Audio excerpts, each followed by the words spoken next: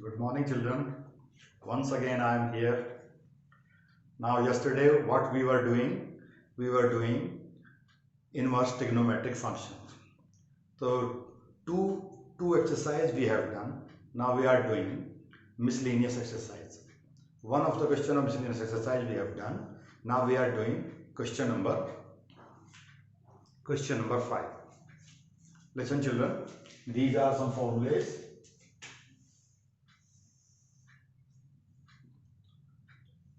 I am repeating these formulas once again.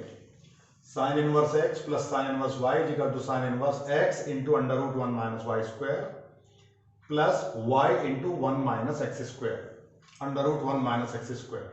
अगर यहाँ minus होगा तो यहाँ प्लस हो जाएगा, अगर यहाँ माइनस है तो यहाँ भी माइनस हो जाएगा. Similarly, in case of cos inverse x plus cos inverse y, cos inverse x plus cos inverse y, cos inverse x into y minus under root 1 minus x square into under root 1 minus y square. अगर यहाँ minus है तो यहाँ इसमें plus होगा. Similarly, the formula of tan inverse x plus tan inverse y. तो tan inverse x plus y upon 1 minus xy. Understood, children? Listen. अगर यहाँ माइनस है तो इसमें यहाँ भी माइनस होगा और यहाँ प्लस होगा. Clear? Now I am taking one of the question. Cos inverse 4 by 5 plus cos inverse 12 by 13. Question number 5. Cos inverse 4 by 5 plus cos inverse 12 by 13 is equal to cos inverse 33 by 65. 33 by 65. Listen, children, we can apply this direct formula. Cos inverse x plus cos inverse y. What is the value of x here? That is 4 upon 5. And what is the value of y here? That is 12 upon 13. So x is equal to 4 by 5, y is equal to 12 by 13.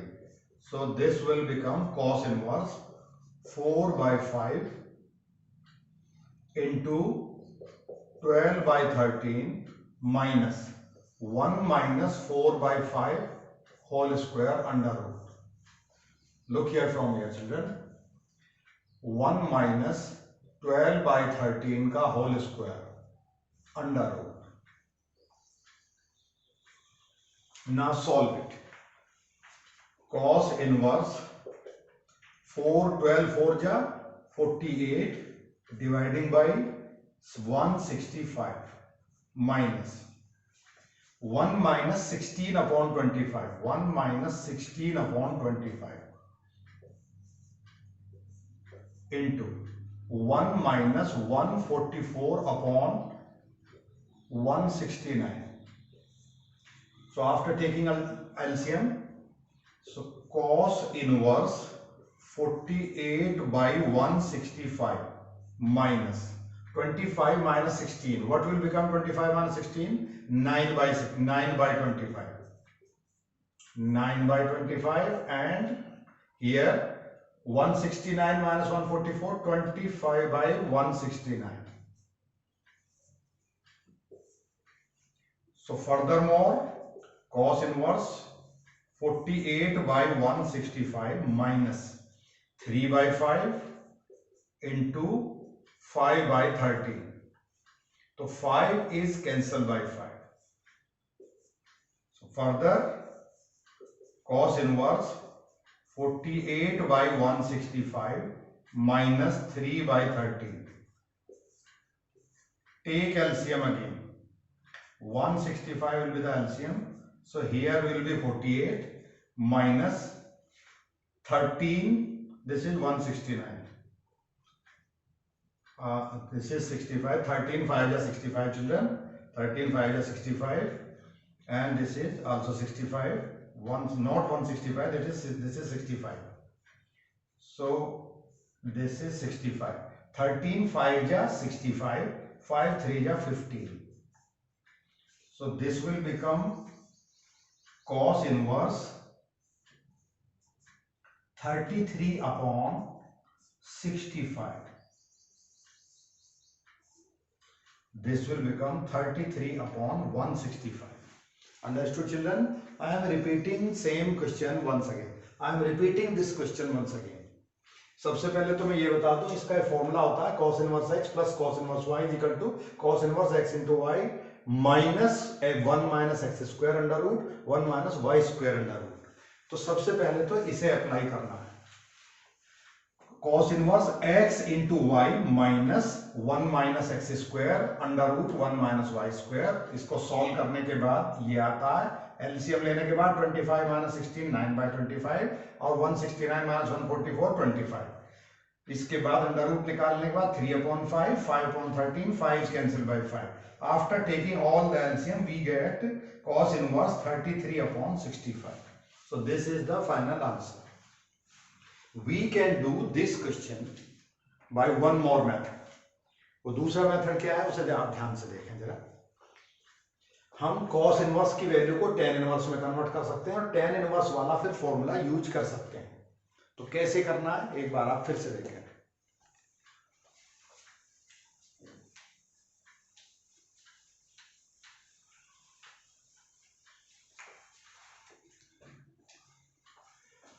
cos inverse, suppose theta 1 is equal to cos inverse 4/5। cos theta 1 is equal to 4/5। So children, make triangle where base is 4 and hypotenuse is 5। This is 4 and this is 5। This angle is theta 1। So what will become perpendicular? 25 minus 16, that will become 3। 5 square 25 minus 16 9, 9 का square root 3। Similarly cos inverse 12/13, सीधा मैं लिख देता हूं इसको, this is 12 this is 13। So 13 square minus 12 square that is 25। So 25 by square root 5। So you can write here, you can write tan theta is equal to 3/4 and here you can write tan theta 2 is equal to, this is theta 2, tan theta 2 is equal to 5/12। तो हमने दोनों terms को tan में convert कर लिया। अब question को दोबारा से स्टार्ट करो यहां से। So this can be return tan inverse 3/4 plus tan inverse 5/12। अब tan inverse x plus tan inverse y का फॉर्मूला यूज करो। तो tan inverse 3/4 plus 5/12 upon 1 minus 3/4 into 5/12। Take LCM, tan inverse 12 3 जा 36 प्लस 4 5 जा 20 upon 48 dividing by 12 4 जा 48 minus 15 48 minus 15 dividing by 48। So LCM is cancelled by LCM। Tan inverse 56 upon 33। This is the formula, this will become। So once again make triangle where perpendicular is 56 and base is 33। So you will get 56 square plus 33 square is equal to 65 square। Okay, so hypotenuse will become 65। So now you can write this question in terms of cos। So that can be written cos inverse base upon hypotenuse 33 upon 65। तो हमने इस question को दो method से किया। पहला method हमने cos inverse x plus cos inverse y का डायरेक्ट यूज किया और दूसरे मेथड में हमने cos इनवर्स और cos इनवर्स को tan में कन्वर्ट कर लिया। tan में कन्वर्ट करने के बाद ये फॉर्मूला लगाया tan inverse x plus y upon 1 minus xy। तो tan इनवर्स यहाँ एलसीएम ले लिया हमने, इसके बाद टर्म आई tan इनवर्स 56/33। फिर हमने ट्रायंगल बनाया, ट्रायंगल में ये बेस है, ये परपेंडिकुलर है, ये बेस है, तो 56/33। इन दोनों का स्क्वायर का सम 65 का स्क्वायर का सम आएगा। तो इसको cos की टर्म में लिख लेंगे, cos inverse 33/65। Clear children? Do one more question.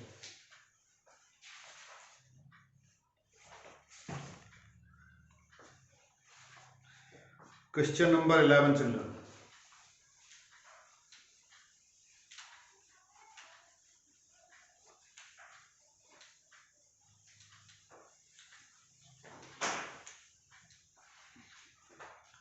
Question number 11.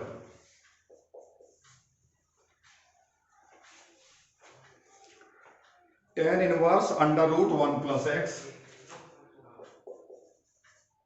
Tan inverse under root 1 plus x.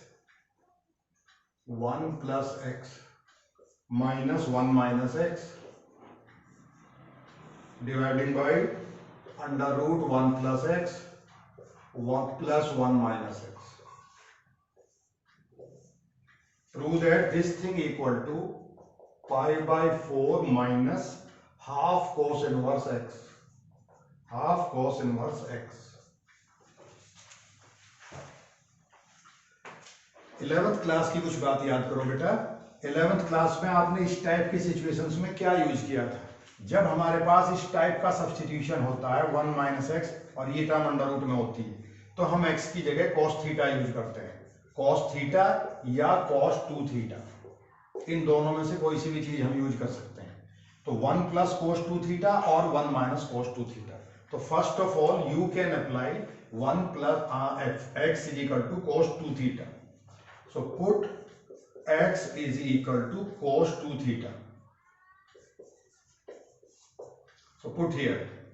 So this will become tan inverse 1 plus cos 2 theta under root minus 1 minus cos 2 theta under root dividing by 1 plus cos 2 theta plus 1 minus cos 2 theta.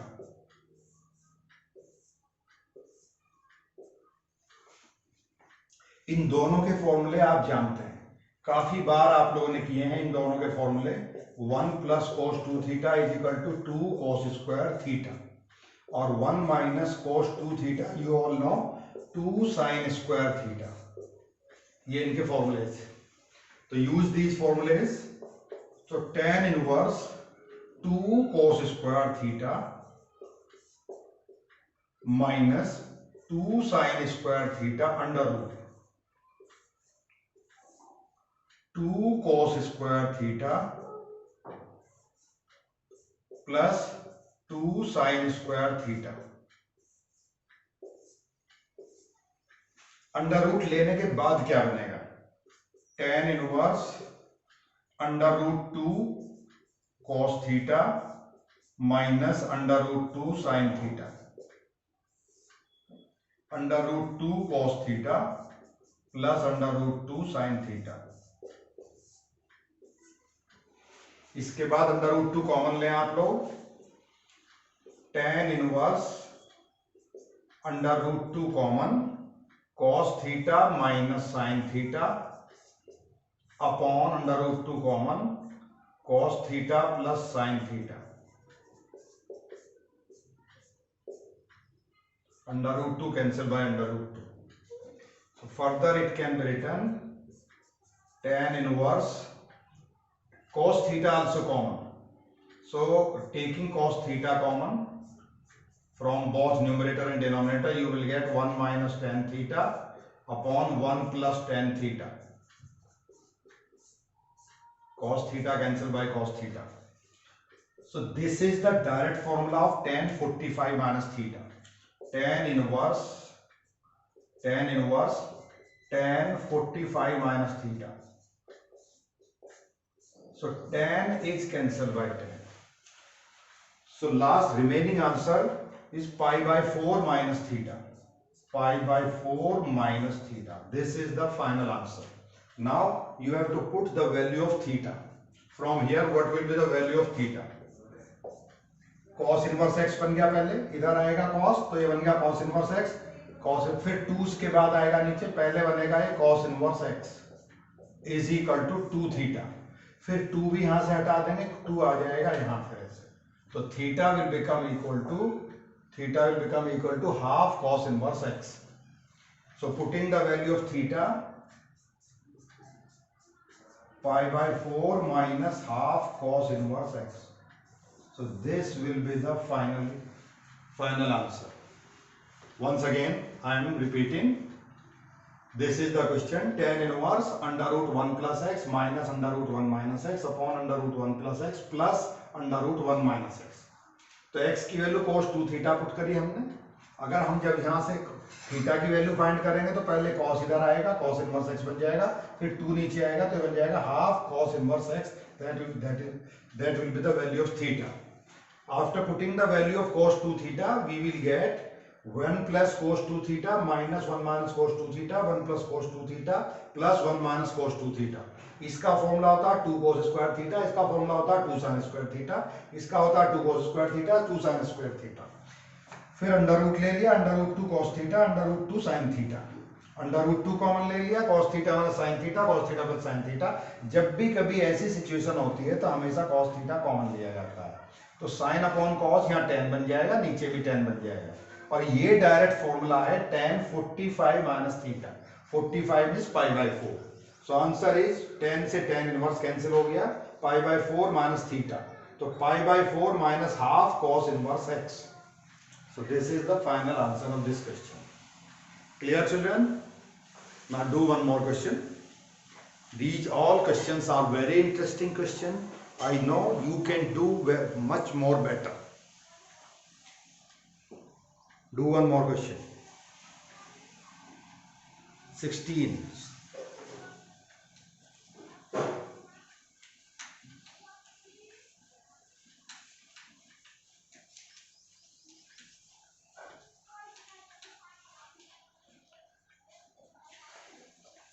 Question number 16.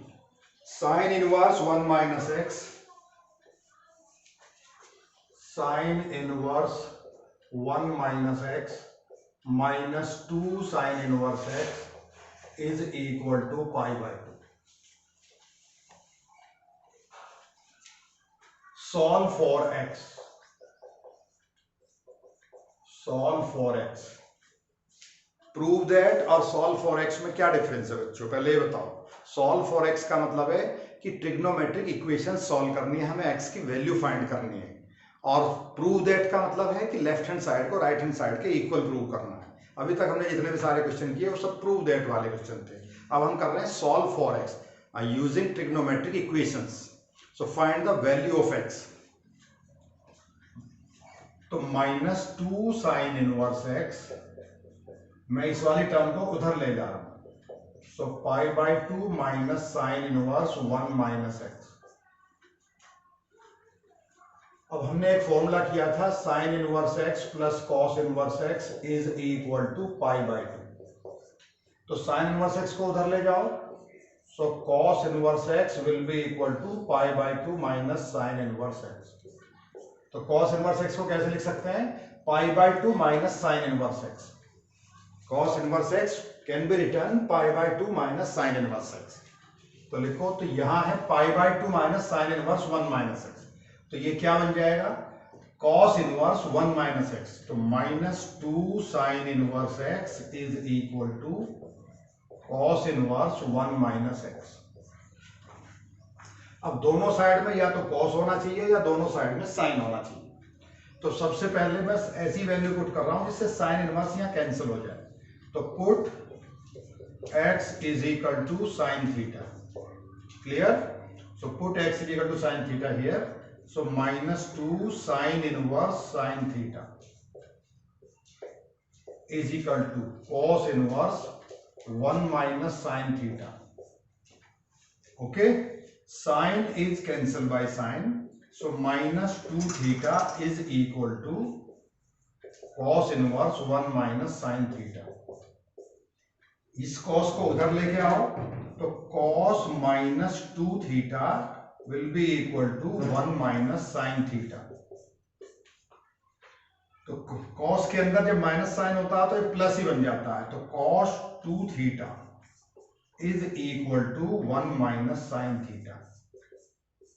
cos 2 theta के बच्चों बहुत सारे फॉर्मूले होते हैं, मुझे याद दिलाओ फिर से. cos 2 theta, so many formulae of cos 2 theta. cos 2 theta is equal to cos square theta minus sine square theta. cos 2 theta is equal to 1 minus 2 sine square theta.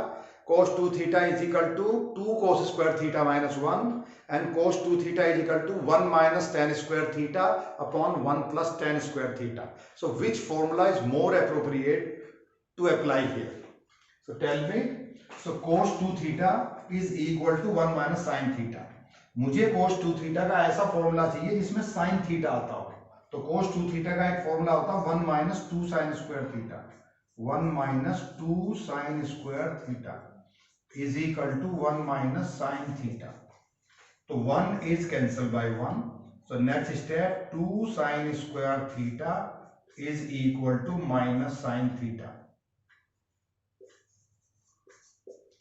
Minus again cancel by minus. So 2 sin square theta minus sin theta equal to 0. So take sin theta common. Take sin theta common. So 2 sin theta minus 1 equal to 0. So this is one of the equation. Either sin theta equal to 0 or 2 sin theta minus 1 equal to 0. So sin theta equal to 0.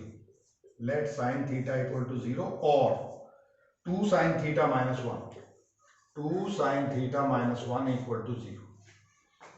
So here sin theta equal to 0, this is one of the value, and here sin theta will become equal to 1 by 2.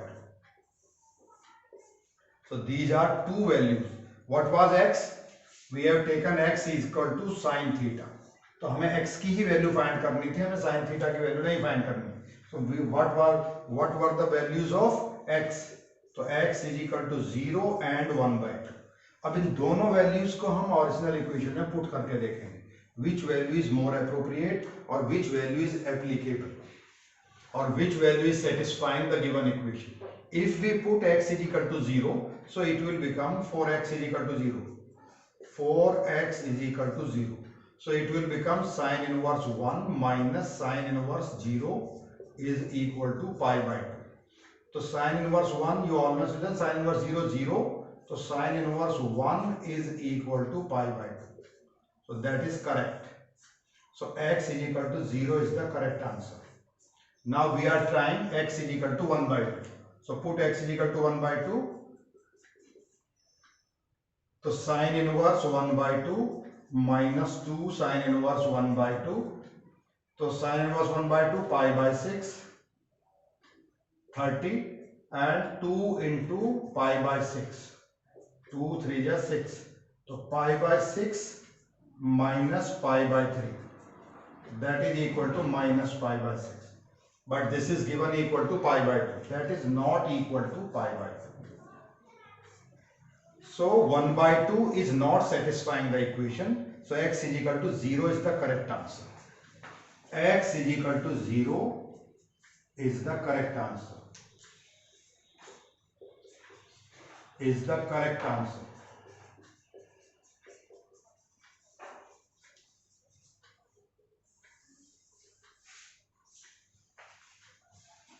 Clear, children?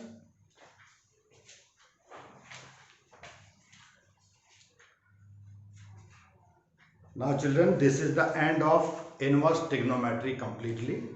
You can do rest of the questions yourself. If you have any problem, you can ask at any time.